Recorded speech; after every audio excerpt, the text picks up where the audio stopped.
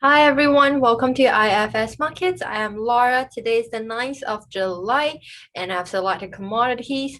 The commodity we'll be talking about today is the crude oil. We can see for the past 24 hours, there are 972 articles towards it. In the sentiment analysis, we can see people are feeling neutral and the subjectivity is 39%, which means people are being rational.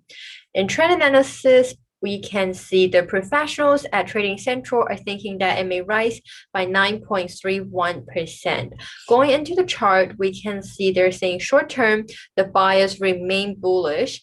Again, this is a daily chart. We can see the current price is above the 20 days and 50 days moving average and also above the pivot point of 68.40 and also above on top of the Bollinger Band.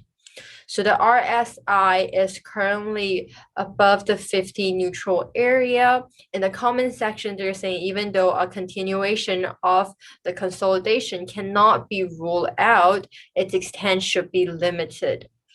Below, it's a series of supports and resistances, and I hope you like this video. If you do, don't forget to press the like button, and also don't forget to follow our social media, Facebook, YouTube, and hope you have a happy trading day. I'll see you next week. Bye.